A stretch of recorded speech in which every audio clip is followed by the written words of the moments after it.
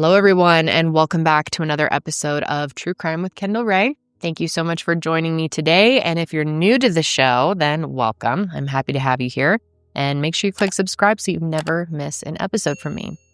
So guys, today we're getting into a case that is, I feel like I say this pretty much every week. It's frustrating. It's frustrating for a different reason than it's normally frustrating, in my opinion. And that's because I still just cannot wrap my head around why this happened. There was a motive established by the prosecution, and for the most part, I agree with it. I just still wish I could understand more. It just makes no sense. And I guess sometimes with some killers, there is no way to make sense of the things that they do, that sometimes they are just pure evil and come out of deep-rooted insecurities and just being a total freak, if I'm being honest. And today we're going to be talking about the murder of 24-year-old Jackie Vandagriff, who clearly had her whole life ahead of her. And she just sounded like a fantastic human, but she is not the only victim in this case. There was also another young woman at the time. Her name is Caitlyn Matthysse, and I think she very easily could have ended up in Jackie's shoes. And I'm just so grateful that she wasn't, but it's devastating to think that the same can't be said for Jackie. It's a confusing one, and I feel that there's a good chance you're going to be left just feeling a little bit confused the way I am, where it still just doesn't make any sense. But before I get into their stories, I want to thank today's sponsor, which is PDS Debt, and it's thanks to their support that I am able to continue funding grants through the Higher Hope Foundation. If you have ever experienced debt, then you know how incredibly suffocating it can feel. It can be such a heavy burden and at times just feel like it's impossible to escape from. And that's actually a feeling that my husband and I have experienced back in our early days of our relationship back in college. We were able to use a program that is similar to today's sponsor, PDS Debt. However, not quite as good, I must say, and I very much wish we would have had PDS Debt available to us back then. If so, we absolutely would have used it, but luckily it is available to you. And I'm so glad it's already been such a great tool for so many of you. In fact, I wanted to read this review from one of you guys. I heard about PDS through Kendall Rae, and it came right on time. Robert was very thorough and kind while walking me through the process. Debt can be a really overwhelming thing to conquer, but I'm grateful for this program and Robert's professionalism. PDS Debt understands that there's not a one-size-fits-all solution when it comes to becoming debt-free. So they have customizable options for anyone struggling with credit cards, personal loans, collections, or medical bills. And all of their options can be customized depending on your budget, stage in life, and financial priorities. PDS Debt understands your specific scenario and will help provide alternative solutions to becoming debt-free. It is seriously such a helpful tool. So if you're out there and you're trying to work through paying off your debt, PDS Debt is a great solution for you. You're 30 seconds away from being debt-free. Get your free assessment and find the best option for you right now at pdsdebt.com/KR. That's pdsdebt.com/KR. Thanks again to PDS Debt. And with that, let's go ahead and get into this case. And as always, I want to start out by talking to you about today's victim, Jackie Vandagriff, who, like I mentioned, was so young when this occurred. Now, her full name was Caitlyn Rae Vandagriff, but like many Jacquelyn's, she liked to go by Jackie. She was born on March 4th, 1992 in Carrollton, Texas, to her parents Sonia and Ricky, and she also had one sister whose name is Jenny. And when she was growing up, Jackie, of course, had lots of interests, and one of her first interests when she was a kid was the show Thomas the Tank Engine. I was born the year after Jackie, and this show was so big when we were growing up, and she loved it so much that she would even reenact different scenes on her own little train set. And then, like a lot of toddlers, Jackie's next interest was gymnastics. And she has been described as having been a super high-energy kid, and apparently she was doing somersaults before she could even walk. And eventually she managed to compete at level 5 in state competitions. Then when she was in middle school, she and her family moved just up the road to Frisco, where she eventually went on to attend Wakeland High School. And I couldn't quite pinpoint where this began. I don't know if her family was this way or she was just always this way, but Jackie was a super patriotic person. And of course, she loved celebrating the 4th of July, Memorial Day, Veterans Day, and every year she would root for the Navy in the Army versus Navy football game. And when I was looking more into her background, trying to get more of an idea of who she was, I looked at her Facebook account and I found one of her most recent posts. And it was from July 4th of 2016. And she wrote, "It makes me sad that this is the last Independence Day we get to celebrate with Obama as our president." And you know what, girl? I was feeling the exact same on July 4th, 2016. But anyway, I could also see from her Facebook that she worked as a cocktail waitress at Sambuca 360 and that she got her esthetician's license from Paul Mitchell, the school in Dallas. And I also learned that Jackie was very passionate about health and wellness, and her loved ones say that she cared a lot about people caring about themselves and wanting to see everyone thrive. And that actually fueled her desire to go to school to study nutrition and food science with an emphasis in wellness, of course. And so Jackie started attending Texas Women's University in Denton, Texas. And by the fall of 2016, she was 24 years old and entering her junior year. And it seems like she had to make this little about me style introduction video for one of her classes, which I'm assuming probably was very uncomfortable, very awkward to film. I would have absolutely hated that. I know I am on camera all the time now, but back then especially, that would have just been too much. I would have had to take a million takes. But as soon as I saw this, I knew I wanted to share because it really just shows you a glimpse of Jackie, and it's so nice to hear her voice. Hello everyone, my name is Jackie Vandagriff, but friends call me Jackie. I am originally from the Colony, Texas, but I moved to Frisco when I was in elementary school, and I graduated from Wakeland High School. I am currently a junior here at Texas Women's University, and my major is nutrition with an emphasis in wellness. As far as my career aspirations go, right now I'm most interested in corporate wellness. I think more and more companies are starting to recognize the need to provide health resources for their employees. So I think right now that's where I'm wanting to go with my career. In this class, I hope to learn more about how to use the resources available to reach different individuals and to communicate effectively with the amount of diversity that we have in our community, as well as just building on my overall communication skills. So yeah, I'm guessing that was for some type of online class. And yeah, it's weird to watch videos like that because it feels, on one hand, it's really nice to have someone's memory and the way they speak and talk about themselves preserved in that way, but it's also just very eerie. And on that same note, I did some more digging and I found her YouTube channel, and she has one video uploaded, and it's an Ulta beauty haul, which I couldn't help but relate to that. You know, that's how I started on YouTube, was making like beauty hauls and little makeup videos and stuff. And like, I remember filming some of my earliest videos. They were very similar to how she did this one. Hi everyone, so this is my first video and I am sitting on my floor. I was trying to decide if it would be more weird to do this sitting on my floor or standing in my bathroom, and I decided to go with this because this way I didn't have to clean my bathroom, and I think the lighting is a little bit better in here. So I'm really excited to be doing my first video. I've been meaning to start incorporating social media into what I do for work and my job, and I haven't really been good about that, but I think today would be a good time to start because I just did a little haul at Ulta. So let's start with my favorite product of all time is the CeraVe Foaming Facial Cleanser and the PM Facial Moisturizing Lotion. I've been using these for like 7 years. If I've ever helped you with skincare stuff, I probably told you to buy them just because I've tried so many other things and I always go back to them and they work really well. They work for a lot of different skin types. You could probably find some kind of face wash that would turn me into Beyonce or something and I would still be like, no, I'll take the CeraVe. That's how much I like it. I think that is it. Thank you for watching. This is the first of hopefully many videos, so if you have any ideas, anything you want to hear about, any questions that you would like me to address, or just any comments, leave a comment below or send me a message on Twitter. If you're watching this, you probably follow me on Twitter, so just send me a message. And thank you for watching. Yeah, again, just tough to watch. It's just, she's so innocent and yeah, I don't know what to say. I mean, I don't often get to find clips like that, and I feel very thankful when I do and I get that glimpse.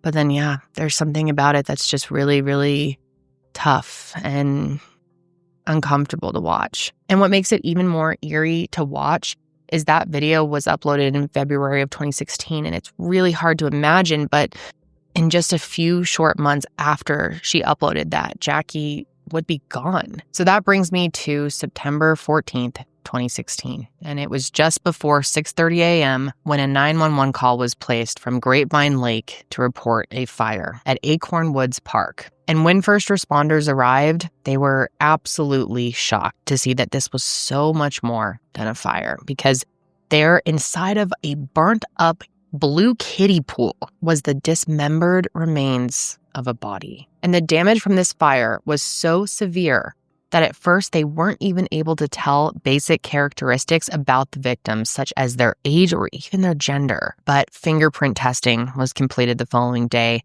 and it confirmed that these were the remains of 24-year-old Jackie Vandagriff. And when I tell you guys that not a single soul in her life could have seen this coming, I'm not joking. She didn't have some angry, scorned ex-boyfriend or really any problem with any of her friends, no enemies. This was completely out of the blue. Her friends and family just could not even begin to conceptualize who would have done something like this to Jackie. But investigators, on the other hand, it thankfully did not take long for them to identify a suspect, and that wasn't based on physical evidence. Because as far as the crime scene was concerned, there was actually very little evidence to point to who could have been responsible. Besides the 911 caller saying that they saw a guy standing over the fire who also drove away in a white-colored SUV, that was about the extent of their knowledge. However, when they traced Jackie's last known steps, someone stood out right away. Of course, one of the things that the investigators did right away was try to make a timeline leading up to her death and try to get a sense of her last known movements, and they were able to track her down to a bar on the night of September 13th, the night before. And this bar is called Fry Street Public House, and she was there around 8 p.m. or so, and she was actually there looking for a job. But through surveillance video, investigators could see that she ended up sitting at the bar and striking up a conversation with this older man, who at times can be seen touching her arm and flirting with her. And when they cross-referenced her social media, they saw that about 45 minutes later, she tweeted, "I'm glad I decided to get off Tinder and walked to a bar," which made investigators think, maybe this tweet could be about the guy that we saw her at the bar with. Maybe this dude is the one who was responsible. But it didn't stop there. So then around 9 p.m., Jackie and this guy, and also the bartender, can be seen leaving Fry Street Public House and heading towards another bar. And they ended up just down the street at a place called Shots and Brew, where, once again, he and Jackie can be seen on surveillance. And they're actually seen speaking with a group of women, and at one point, this guy can be seen handing one of the women his business card. And so they track her down. And once they did, they were able to identify him based on this card. And it turns out this guy was 30-year-old fitness instructor Charles Bryant. And that second bar actually wasn't the last time that they were seen together, because after they left Shots and Brew, which was around 9:45 p.m., Jackie could be seen in the passenger seat of his car outside of a convenience store, which Charles was seen entering alone. It was raining, so investigators believe that he likely had offered her a ride. But after this, the next time Jackie was seen was early that next morning, when first responders put out the fire that engulfed her body. And what is so creepy is that someone tweeted something from her account after she was killed, because it was posted on September 15th, so obviously it couldn't have been her. And it said, "Never knew I could feel like this." And I'm not going to spend much time speculating on what this means, because it obviously wasn't written by Jackie. It was written by her killer. And I don't know what they meant by it, or do I really care? So clearly it doesn't take a genius here to put the pieces together and realize that Charles is likely the one responsible for Jackie's murder. And so investigators start looking into him, realizing that he's probably their guy. And when they initially look into him, like right off the bat, they realize that he has a restraining order against him, and not from Jackie, from someone else, another college student named Caitlyn Matthysse. And the story of what happened to Caitlyn is so closely linked to what happened to Jackie that I need to rewind back in time a little bit and fill you in on Caitlyn's experience with Charles in order for you to understand how things happen with Jackie. And we don't have to go far back in time for that. Only 3 months. At the time, Caitlyn was 18 years old. and she was working at a restaurant as a server before starting college at the University of North Texas in the fall. And that's where she ended up meeting then 29-year-old Charles Bryant. And it was actually the day after she graduated high school that this creep started making moves on her. And of course, he made himself out to be this great guy. He was a bartender at the Urban Cowboy, which is a gay bar in Fort Worth. And he was also a personal trainer. And just take a look at this douchebag's mirror selfies. Oh my God. Clearly, he thought very highly of himself. And I'd like you to notice how every selfie, he's standing like the same way. He's got his eyebrows slightly arched or majorly arched. And he always is doing some slight duck lip action. He really likes to push the lips up. I think he's going for like tough meets seductive. I don't know. But I hate everything about his selfies. And like we talked about recently, maybe last week or the week before, I can't remember exactly, the age gap thing is really tough because I know in some relationships it's completely fine and some people function very well in age gap relationships and it's not creepy, but in this case, I think it is. I think it's very disturbing when a 29-year-old man is going after a woman who just turned 18 and just graduated high school, as in just graduated, like the day before, and you want to go after her? Why is that? And listen, I totally get where Caitlyn's coming from. At age 18, it would be very enticing when an older man takes interest in you at a bar. I don't blame her at all. Of course I don't blame her. I blame him. But in fact, I actually applaud Caitlyn because after just a couple of weeks, she already started to see the red flags pop up about Charles, and things did not last long with him at all. She could tell very quickly that he was super, super possessive, I think very insecure as well, and also just a narcissistic loser. He clearly thought the world of himself. And I know I also just said that he was insecure a moment ago, and I really think those two things can exist at the same time. I think people who portray themselves as obsessed with themselves, who come across that way, have deep-rooted insecurities, and I think that is exactly who Charles is. And one of the main things that gives that away about him, because obviously I've never met the dude myself, thank God, but he tried to pull this whole "you'll never find anyone better than me" kind of bullshit, and that's something that only the most insecure of men manage to find the audacity to say. So long story short, thankfully, in August of 2016, Caitlyn sees right through this idiot, realizes she wants nothing to do with him, that he's possessive and freaky and all the things, and she ends up breaking up with him. And I know her mom had to have been happy about that. And speaking of her mom, she actually said that when Caitlyn first showed her a picture of Charles, she thought that he looked evil. And it wasn't just because this nearly 30-year-old man was pursuing her 18-year-old daughter. I mean, that was definitely part of it, but it was also because to her, there was just something about the way that he looked that gave her a deep, chilling feeling in her bones. And I totally see what she's talking about. I mean, just look at those eyes. Something just screams not right. So clearly, her mom was not for this relationship at all, but she also knew that her youngest daughter was going to do what she wanted and wanted to be supportive, and she was an adult, so really she can't force her to end things with him. But like I said, Caitlyn quickly realized that he was a giant loser and ended things with him. And I'm sure you'll be absolutely shocked to hear that this big, strong, insecure little bitch in his heart was very upset and didn't want to accept that Caitlyn was ending things with him, could not accept it. In fact, just one day after she dumped his sorry ass, he shows up at her mom's house and is begging her to take him back.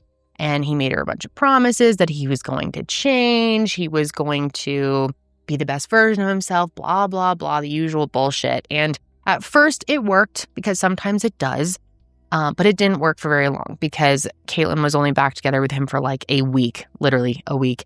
And then she realized that he still sucks and dumped him. And this time when she dumped him, she told him, "Leave me alone. I am done with you. There is no more second chances. Get the fuck away from me." She was completely over it. And he definitely did not do that because in the early morning hours of August 24th, campus police ended up pulling him over because they thought that he may have been drunk driving. But he actually was below the legal limit, so they had to let him go. He had some traffic violations that he hadn't paid yet, but it wasn't enough for anything to really be done about it. So he was allowed to leave. However, later that day, of course, Charles Loser-Ass was back on campus. And this time he went straight for Caitlyn's dorm room, which of course totally freaked her out because she never even told him which dorm she lived in, let alone which room was hers. And of course, Charles tried to make himself seem like less of a stalker by saying that, well, your name was written on the door. Her name was on the door. That's how I figured out where she lived. Okay, dude, what? So you went through every single room in the dorm until you found hers? And did you do that for every single dorm building? No, I think the most likely scenario is you were watching her. You were stalking her and following her. And you figured out where she lived. That is pure speculation. Hasn't been confirmed, but I wouldn't put it past Charles, okay? He's a freaky bitch. Of course he's going to be doing things like that. But anyway, he shows up at her door, and sources say that the two of them had a conversation in the common area. And I don't know how long of a conversation this was, but apparently they spoke for a little bit. And during that interaction, he tried to kiss her and she pushed him away. And even still, he begged her to take him back. But she wasn't falling for his bullshit, so she told him to leave and never come back. And Caitlyn's very smart. And when he finally did leave, she decided to go ahead and report this to the campus police. She basically explained to the Lieutenant Polk, what was going on, which was what I've already told you, that she has this creepy ex-boyfriend who treated her really terribly, and now she was worried because he was showing up unannounced at her dorm. And huge shout out to this lieutenant. He is awesome because he not only believed Caitlyn, but he vowed to make sure that she was protected, and he did his best. And I know just from cases that I've covered and my own lived experiences that a lot of campuses don't take things like this very seriously until there's repeated offenses or they feel like they have no other choice, but they moved quickly. Lieutenant Polk, I think, is a hero because immediately he issued a no trespassing order on Charles, which banned him from even coming on the UNT campus. But would you be shocked if I told you that that did not stop Charles? Because of course it didn't. And just a week later, his ass was back on August 31st. This time, he showed up at her new job at Buffalo Wild Wings. He went inside, handed her a note, and then proceeded to ask someone at the bar if he could be sat in her section. And poor Caitlyn, she is so freaked out by this, and she told him to leave, but apparently he wouldn't. And she even found out from a coworker that he had come in the day before and was asking about her, which is so violating and creepy, and just, I think, proves what I was saying earlier, that he was stalking her and figured out where she lived because she definitely didn't tell him that she worked at Buffalo Wild Wings, but he knew that she would be there, that she just started working there, and he knew what day she wouldn't be there so that he could go in and ask people about, I don't know what he wanted to know, when her shift was, when she was going to be there. Who knows? And so Caitlyn is totally stuck here. I mean, she just started this new job. And she tells her manager about the situation and that he was coming in and stalking her and just told him the whole story. And the manager said that there was nothing they could do about it, which there probably wasn't at that point in time because she didn't have a restraining order or a police report filed. All that they had was the no trespass order on the campus. But this just shows you how truly scared Caitlyn was of Charles. She ended up quitting that job, even though she had just started. She actually decided to go back to the restaurant that she was a server at earlier that summer instead. And her mom even tried to convince her to move back home. But understandably, Caitlyn wanted to stay on campus.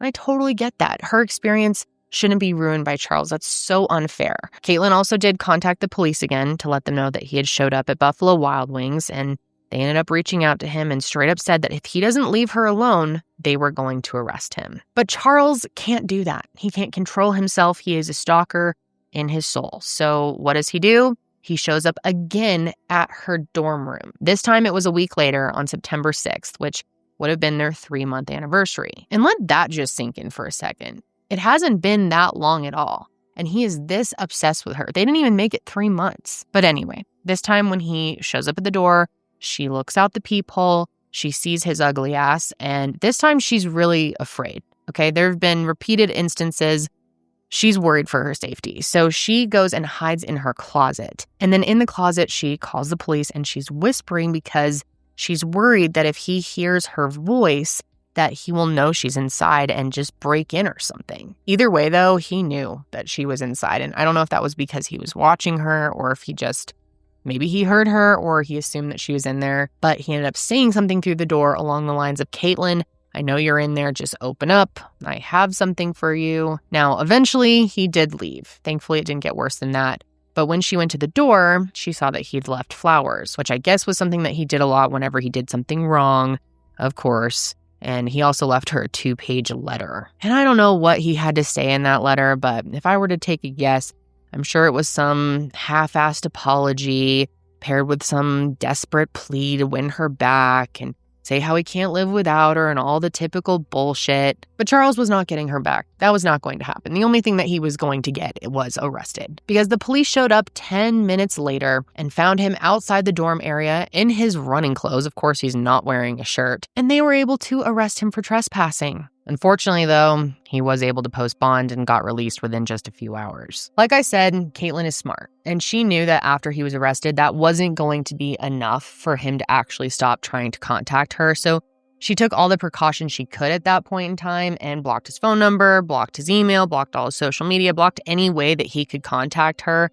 But even after being arrested and being blocked on everything, that wasn't enough for Charles. He doesn't have the capacity to stop. He is a stalker. So he makes up a new email and emails her as soon as he's posted bail. And I don't have the full email, and I'm honestly glad that I don't have to read that nonsense, but here is part of it that tells you everything you need to know about it. It says, ... Here I am heartbroken and with a criminal record for bringing the girl I love flowers. And I don't know what type of melodramatic, sappy movie he was acting in his head, but yeah, he was the only character in that story. Caitlyn, on the other hand, as soon as she gets this email, she's calling the police again, and she's feeling very threatened by his ridiculous, unhinged behavior. And when Lieutenant Polk heard about this, he wasn't having it. He stepped things right on up, and right away, he helped Caitlyn get an emergency protective order, and since Charles was still trying to get in contact with her, he and other officers ended up going to his house on the 7th, and they arrested him for stalking. And Lieutenant Polk says that he told Charles that he was not going to stop arresting him, and he planned to use every single one of his communications with Caitlyn to keep his ass behind bars. But unfortunately, he posted bond again and was free again. And following his arrest, Caitlyn said that his friends, Charles, his friends, he had friends apparently, this guy, and they're messaging her, telling her to drop the charges because, of course, according to Caitlyn, she thinks that he fed them a bunch of bullshit saying that she was the problem, probably along the lines of, she's crazy, my psycho ex, something like this, is ruining my life, and his friends fall for it and start coming to his defense. But there was no world where Caitlyn was going to drop these charges. So then, like before, things settled down for about a week. But back to September 14th, that is the day that Jackie Vandagriff's body was found. And her body was found in an area which, not so coincidentally, Caitlyn and Charles visited several times together while they were dating. It also didn't appear to be much of a coincidence that Charles was at Fry Street Public House the night before. Apparently, while they were still together, Caitlyn told him this was an area she was excited to go meet new students. And all these were connections that the homicide investigators were able to make once they identified him as their suspect. And after they took a look at his record and saw that he had recently been arrested for stalking and that he had a restraining order against him, they got in contact with Lieutenant Jeremy Polk, who happened to be in the middle of a race when he got the call. And he's so dedicated to his work that he stopped racing. He sat down on a bench mid-run and was speechless when he found out that Charles was now at the center of a murder investigation. And I was so blown away by Lieutenant Polk. Talk about someone who truly loves what they do, truly cares about the work they do, because when he heard about the murder, he immediately calls Caitlyn just to ask if she was safe. And of course, he wasn't able to say why he was calling, but Caitlyn already knew about the murder. She had heard about it. And she did say that she was safe. And thankfully, Caitlyn was safe. Very happy to say that. But he didn't want to take any chances. And when he got the call that Charles might be their guy, he, of course, wanted to help bring him in. And it turns out that very morning, after he had done what I'm about to go over, Mr. I Can't Take a Hint sent Caitlyn not 1, not 2, but 5 emails. And one of those emails included this picture of a tree from Grapevine Lake with text on it that reads, "First kiss under this tree, once upon a time, XXO." And the rest of the emails were a combination of pleas for her to drop the charges and asking if they could reconcile. Because nothing says, "I love you, baby, I want you back," than repeated stalking and harassment. I mean, what a freak. But anyway, with all this communication, Charles was once again violating the restraining order, so they were able to easily bring him back in. He was arrested again, and like I said earlier, they didn't have any physical evidence tying him to the murder at this point, so they needed a way to bring him in that was legit. So this worked out quite well. So on September 18th, investigators were able to question him about Jackie. And no shock here at all, but he completely downplayed any connection to her at all. See for yourself. Obviously, there's been some issues that you've had up in UNT. This is an ongoing issue, correct? With Caitlyn? Yeah. Okay. That is not what I'm wanting to talk to you about. What I'm wanting to talk to you is another case, okay? And what I'm going to do is I'm going to show you a picture of a female that I'd like you to tell me if you recognize who she is.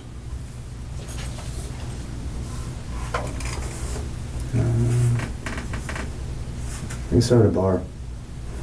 Okay. What can you tell me about her? That's about it, I guess. So if you were listening to this episode and you didn't get to see that clip, you only got to hear it. When they show a picture of Jackie, the way that he cranes his head forward and tries to look like he's confused and he's never seen Jackie in his life, it's so obvious that he's acting. And even when the investigator is pushing, Charles tries to distance himself from her and made it seem like they hardly interacted, which is not true at all. Take a look at this. Well, I mean, as far as did you ever get to talk to her? Yeah, she was talking to us. She drank. I'll talk to anyone who's there, but not. Okay. Did you ever sit with her, the other girls, ever hang around them and talk to some of them? Any interaction with them? Because the way you kind of making it sound to me right now is that you're kind of standing in one area and they're in the other area, and you're just kind of watching. It's like this would be the bar, and then it's like literally just here, and they're over here. Okay. Over here. So you're over here, they're over here, gap between the two of y'all, and what? That's all you recall? No, just literally drinking and BSing. I know she was talking to Katie about something. I don't know. I was there to drink. Sure. So anyway, as far as any direct conversation with this young lady that you had? I really just BSing, but nothing memorable. So I talked to a bunch of people that night. Okay.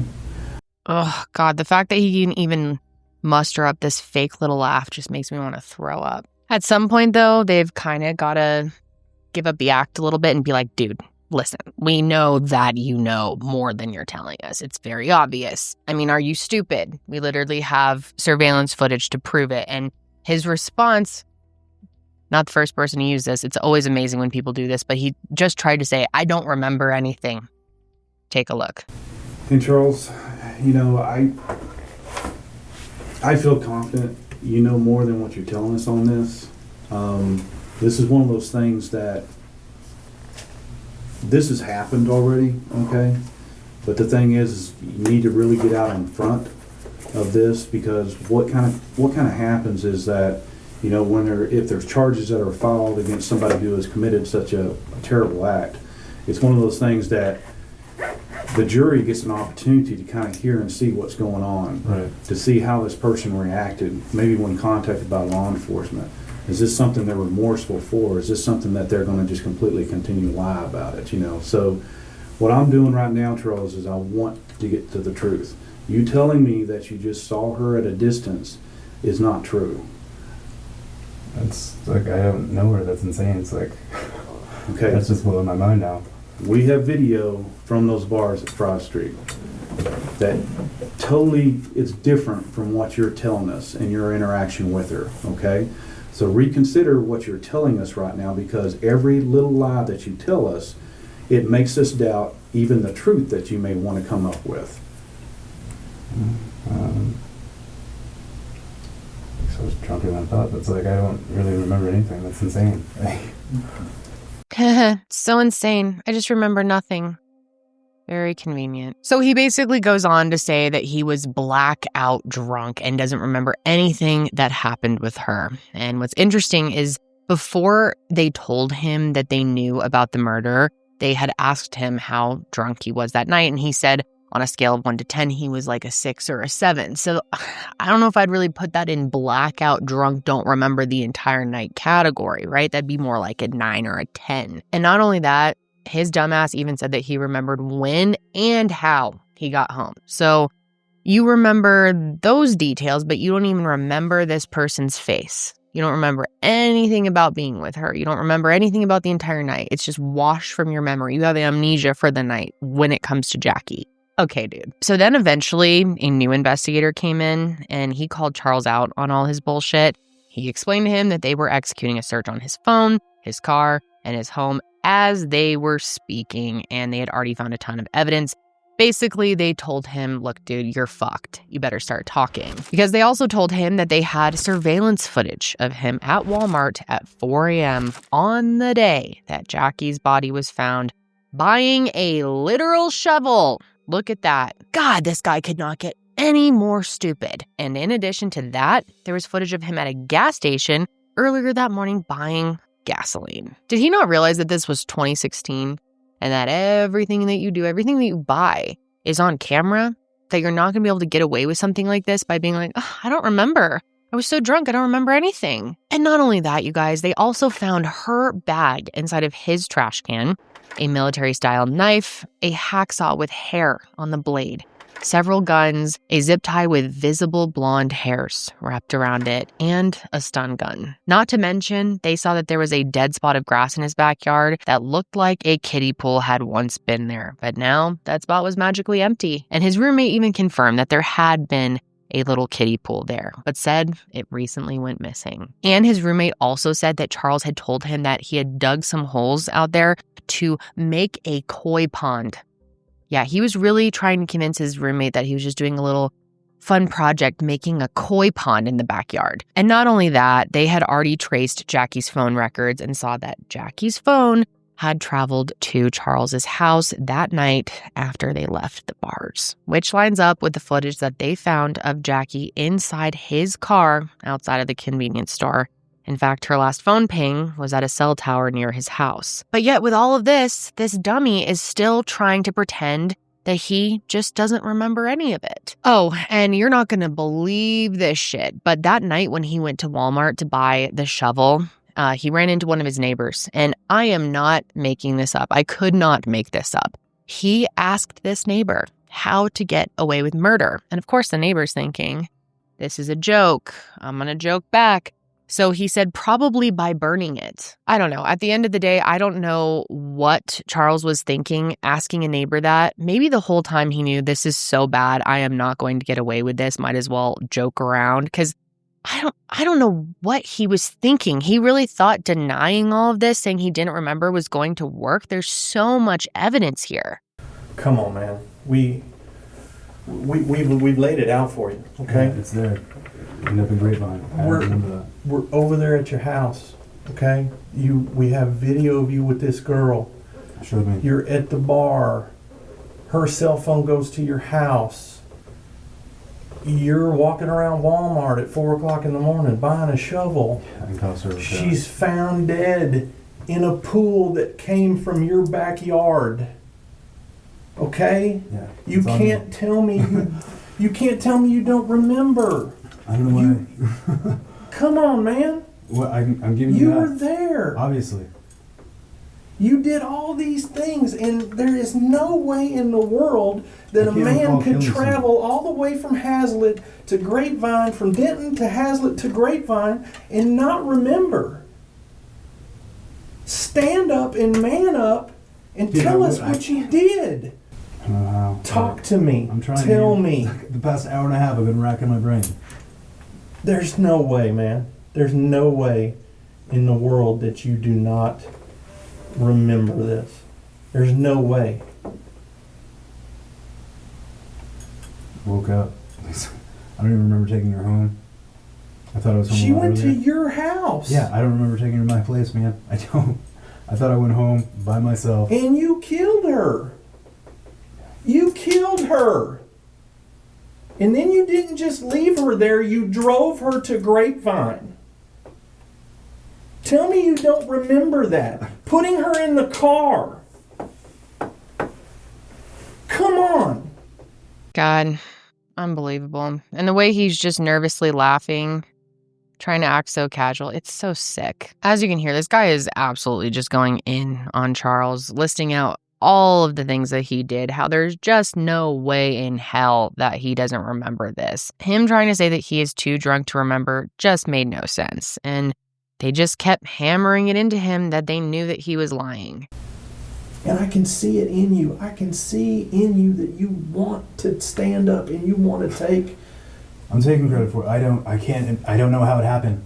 I don't know why we end up in Grapevine. I don't know how I wake up and like not remember this. Because you come to Grapevine. You go to the park. I just thought when I go to a place that I go, oh my God. It's like, it makes no sense to me. Why would you leave her purse in your trash can at your house? Yeah, I don't know. I don't get it. Why would you leave zip ties from your car with her hair in it at your house? I don't know.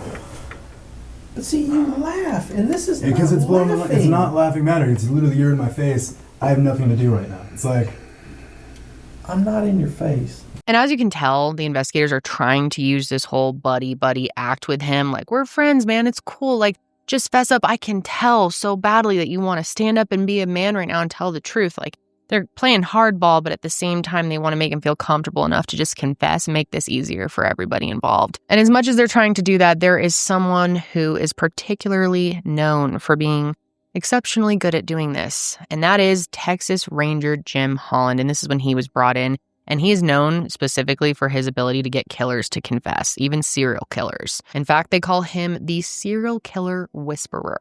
And that is really when there was a big shift, because he really cranks up the we're friends, buddy, we're comfortable, we're bonding to a whole new level. And it works so well on this dumb fuck. And he gets a confession fast. Charles ends up saying that he had to have done it because that's what the evidence says. But he says he still doesn't remember what happened. So I guess in a way it's sort of a half confession, if you will, but take a listen. Tell me what's going on today. Why are you wearing the Village People outfit? Right. Tuesday, it's like... They didn't have anything else for you to wear? That's it. I was wearing my shorts and I'm like, oh, I gotta change in this, but I don't mind. Yeah, it's crazy because I really don't remember meeting this girl. It's like, I met her at a public house and... A public house? Yeah, it's a bar in Denton. Oh, okay. And it's like we left there and I thought we kind of parted ways, but we were at another bar drinking and I doubt that apparently she was with me. Came back to my place and I don't remember driving home with her, which is insane. But yeah, turns out it was me. And you hear that? Turns out it was me. Oh, I hate him. It's just nuts. Like, I don't even know this girl. It's like I don't remember her name, and it's blowing my mind because it's so out of character for me. It's like I'm not an angry guy. I'm not aggressive. It's I don't know. I've been trying to think over it last night, and dude, the nerve of this guy trying to paint himself like this is completely out of character for him. No, it's not. No, it's not. You had this in you. You were born this way. I just don't remember leaving with her. It's like, but I'm taking it's like all evidence is on me. It's like I'm just I can't remember doing it. But it's me. It's totally me. There's no doubt about it. But I just want to go forward with it. I don't know where I'm gonna go. It's like, right. It's jail. I'm fine with that. And, one of the detectives yesterday was saying that Texas has a death penalty. I'm like, all right, great. I'm gonna die in jail, but I can't fight it. It's obviously me. I can't remember doing anything. So yeah, he can't just be a man and fully confess and own up to what he did to poor Jackie. Instead, he wants to pretend like, oh, I'm the victim. I just did this, I guess, and I don't remember any of it, and now I'm going to die in jail or maybe get the death penalty. Poor me. But Jim is really good at what he does. He wants a better confession than that, so he continues trying to establish more of a connection with Charles, almost by sort of helping him to make excuses for what happened, sort of putting these words in his mouth so he'll just come out and admit to being fully conscious during the entire thing, remembering it all. And he's saying things like, hey, this could have happened in a moment of psychosis, or this may have been self-defense, things to make Charles feel comfortable confiding more of the details. How do we know that you weren't defending yourself and that you didn't freak out? There's a bunch of things out there we don't know, but there could be some legitimacy in that, the sexual stuff in the text. Maybe she came on to you too strong. Maybe she wasn't a 10. You didn't want to be with her. Maybe, she got mad. He is so great at his job, his ability to even transform into a douche like him to try to get on his level, to say things like maybe she wasn't a 10, something like that it's going to make Charles feel like he's one of the boys, he's one of the bros, He's so good. Got mad. Maybe she's giving you all the signals and then cut you off. There could be all kinds of different things going on here, right? Chicks, man, chicks.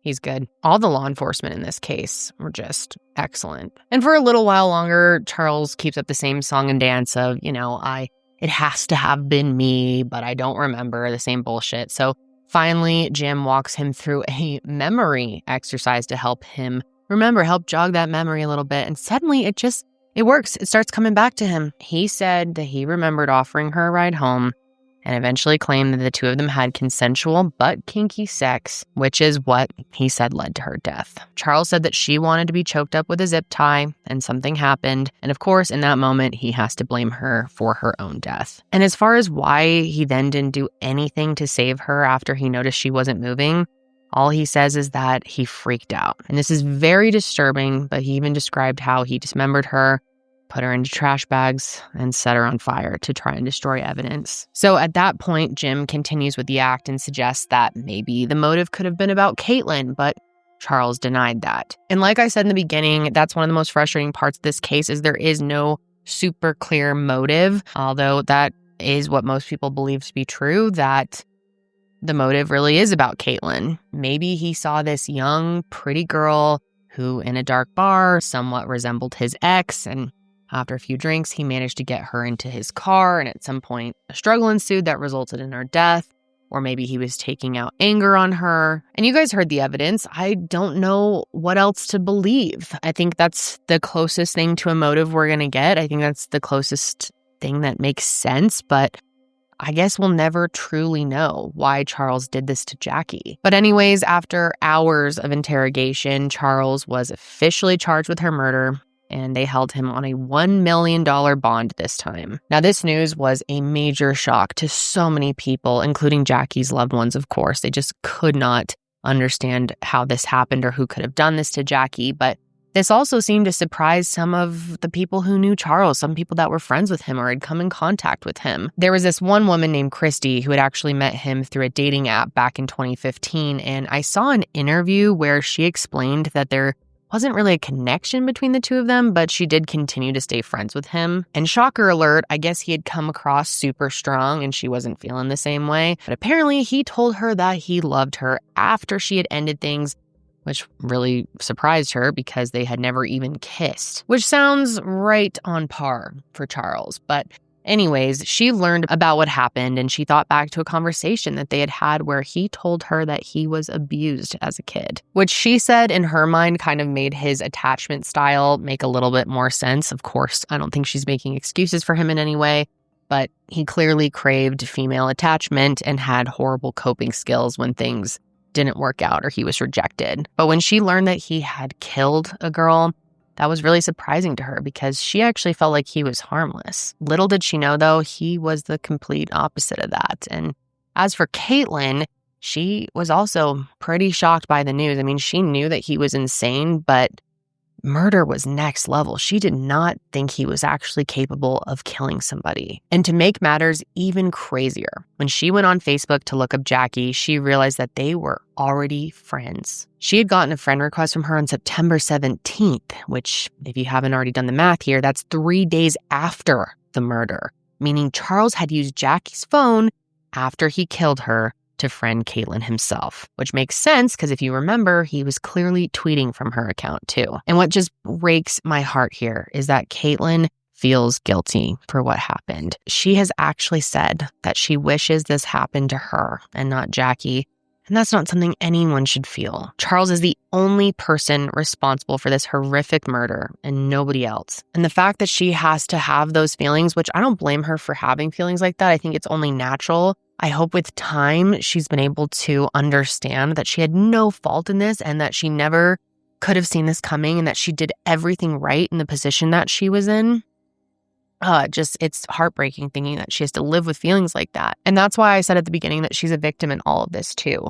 Not just from what she went through personally with Charles and the stalking, but also from this murder. I mean, it's had a massive effect on her. And how could it not? Of course, the emotional impact of Jackie's death has hit her really, really hard, taking a giant toll on her. It's just so unfair. And my heart truly goes out to her and everyone else who knew and loved Jackie. It makes no sense. I think Charles is truly evil. Now, Jackie's loved ones did hold a vigil for her shortly after all this, and nearly 100 people gathered to honor and celebrate her life. Her parents thanked law enforcement for their support and professionalism, and her mom specifically talked about her daughter's multiple hair colors over the years as an expression of her creativity. Her best friend Jackie also spoke, and she told stories of their friendship and shared how they were the Jackies and how Jackie Vandagriff had always been there for her no matter what. And ultimately, as you can imagine, everyone was just determined to see justice for Jackie. So Charles's trial began in April of 2018, and despite having made a confession of sorts, I guess, he still, of course, big shocker here, pleaded not guilty. And his argument was that she died while they had kinky sex, and if he was guilty of anything, it would only be tampering with evidence. And his defense attorney, from the interviews I've seen of this woman, she pisses me off. I know it's her job, but the smugness, I mean, she just has to know damn well that he did it. There's so much evidence, but she fully, I guess, commits to the act that she believes he's an innocent man and will do anything to defend him. Again, I know it's her job. I sometimes have such trouble with certain defense attorneys. I know they're needed. I know. But how can you represent someone like him? Something like him, really. He's really a thing. But how can you sit there and lie on his behalf? I'll never understand it. I could never do it. But yeah, she tried to argue that there was no direct evidence tying him to her murder, although the circumstantial evidence is obviously very hard to ignore. Because not only was Charles the last person to be seen with her, but her hair and blood were found on several of the items retrieved from his car and home. Not to mention the fact that her phone last pinged near his house, and the surveillance footage placed him buying a shovel and gasoline hours before her burnt remains were found in a park. And don't forget, this was a park that he was known to go to. And investigators found photos from his Facebook page, which he had posted a few days before Jackie's murder, that showed that he went for a run at Grapevine Lake. And the path that he was on during that run would have taken him right by the area where Jackie's remains were later left. God, Charles is just such a moron. It's insane. And speaking of his Facebook, he also posted some super, super weird things on the night that he met Jackie, including a post at 11:56 p.m. on September 13th that read, "Teach you tricks that will blow your mind," which I don't know if that's really like freaky or creepy, but it's just like cringy. He's just so weird. And then there was another post on September 15th that read, "Full moon. Let's see what trouble I can get into." So yeah, the prosecution had a pretty damn solid argument here, but what they didn't necessarily have was a motive. I mean, it's believed that Jackie's death was somehow related to the stalking of Caitlyn, but during trial, the judge ended up ruling against Caitlyn being allowed to testify. She was brought in one of the days and gave her testimony without the jury present, but the judge ended up ruling that it couldn't be used, which is so frustrating and honestly just really traumatizing for her because she had to face Charles again. She was actually asked to point him out in the courtroom to tell them what he was wearing, so she had to look at him. And she said after she gave her testimony, she left the courtroom in tears. And to have to do all of that, to have to look at him and him look back at her, all of that, relive everything just for the judge to rule against her testimony being used, had to have been devastating. And it did make it slightly harder for prosecutors, but again, this case is pretty rock solid. I mean, they had a pretty solid argument as to why the defense's argument was just bullshit. Plus, it's important to note that there was no evidence suggesting that Jackie had intercourse before she was killed. So for their whole argument to be about how she died during sex, didn't really hold up, did it? And luckily, the jury ultimately agreed. After a little over 2 hours of deliberation, they found Charles guilty of murder and tampering with evidence. Now, as for his sentencing, there is some disappointment there, unfortunately. He was sentenced to life in prison, thankfully, but he unfortunately has the possibility of parole in 30 years with good behavior. There's a chance that he will walk free one day. Now, he did get an additional 20 years for tampering with evidence, but that doesn't really do much because that is to be served concurrently. And for Caitlyn, the thought of that is terrifying. It's just torture. She feels like she will forever have to look over her shoulder because of what she knows her ex is capable of doing and because of the way that he stalked her leading up to this. And understandably, in my opinion, she honestly wished that he got the death penalty. But because he only committed one felony, the death penalty was off the table. So, I mean, yes, of course, people were happy and relieved that justice was served here, that he didn't get away with this. But I get why they don't feel that life with the possibility of parole is enough. And I'm pretty sure in her shoes, I would feel the same way. What he did to Jackie after barely knowing her, spending a couple hours with her, is unfathomably sick. He not only took her life, but the steps that he took afterwards, the dismembering, the burning. Someone like that does not ever deserve to see the light of day, if you ask me. And I'm sure most of you will agree. Whether or not you believe he should get the death penalty, it's up for debate. And, you know, that's one I've always struggled with. So I can't say for sure, but can't imagine how Caitlyn feels. I mean, the thoughts that she must have had and must still have thinking about how it could have been her. It's horrible. It's just horrendous. And if this sicko cannot get any worse, he was also apparently found guilty of possession of CSAM or child sexual abuse material.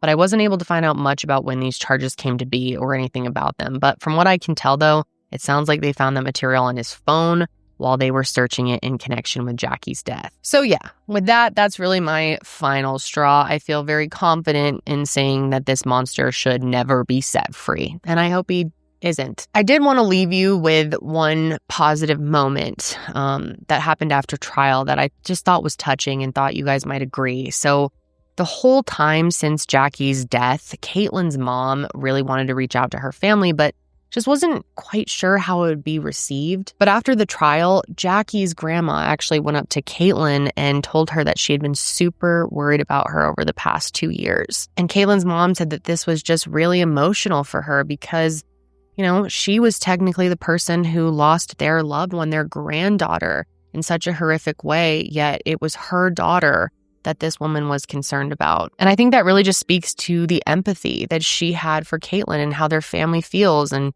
how no one blames her for what happened. And I really hope that that moment helped Caitlyn a lot. Jackie's whole family honestly just seems incredible, and they've done some really great things in her honor. So I want to take some time to tell you about that. So they have established an endowment at Texas Women's University, which will help fund an internship through TWU's Health and Wellbeing Initiative. This internship will be in Jackie's name and will be set aside for a food and nutrition science major. They've also encouraged people to make donations to Operation Kindness, which is a no-kill animal shelter in Texas.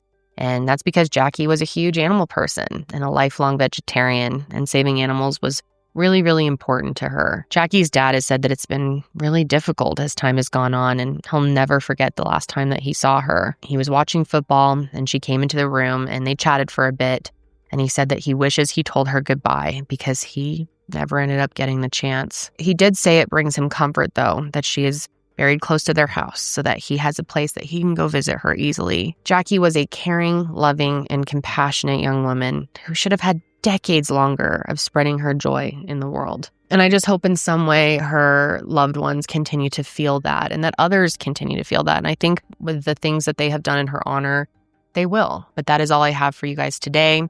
I will be back next week to discuss another case. But until then, stay safe out there.